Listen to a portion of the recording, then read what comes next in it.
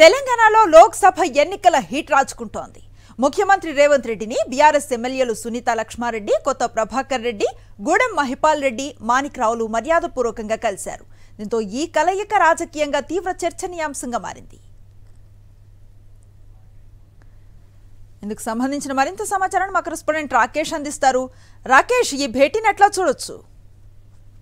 ప్రస్తుతం నలుగురు బీఆర్ఎస్ ఎమ్మెల్యేలు సీఎం రేవంత్ రెడ్డిని కలవడం అనేది రాజకీయ వర్గాల్లో ఒక చర్చనీయాంశంగా మారిందని చెప్పొచ్చు. మొత్తం నలుగురు ఎమ్మెల్యేలకు సంబంధించి సొంత లక్ష్మారెడ్డి, అలాగే గూడెం మహిపాల్ రెడ్డి, కొత్త ప్రభాకర్ రెడ్డి, అలాగే మాణిక్రావు, నలుగురు నేతలు కూడా కలుస్తున్నప్పటికీ ఈ నలుగురు నేతలు కూడా రెండు విషయాల్లో ప్రస్తావనగా చెప్తున్నారు. ముఖ్యంగా తమ నియోజకవర్గాల్లో సంబంధించి తాము ఎమ్మెల్యేలు అయినప్పటికీ కాంగ్రెస్ నేతలకు ప్రాధాన్యత ఇస్తున్నారు. ప్రోటోకాల్ విషయంలో తమను పట్టించుకోవట్లేదంటూ కూడా డివిజన్ చీఫ్ ను కలిసి ఫిర్యాదు చేయడం జరిగింది. ఆ తర్వాత సీఎం రేవంత్ రెడ్డిని కలిసి ఈ నలుగురు ఎమ్మెల్యేలు కూడా తమ నియోజకవర్గాల్లో పెండింగ్ లో ఉన్న పనులు, అలాగే భవిష్యత్తులో చేపట్టవలసిన అభివృద్ధి కార్యక్రమాలకు సంబంధించి చర్చించామని ధైర్యం చెప్తున్నప్పటికీ రాజకీయ వర్గాల్లో ముఖ్యంగా పార్లమెంటు ఎన్నికల నేపథ్యంలో ఈ నలుగురు ఎమ్మెల్యేలు సీఎం ను కలవడం అనేది కొంత చర్చకు దారితీస్తుందని కూడా చెప్పుకోవచ్చు.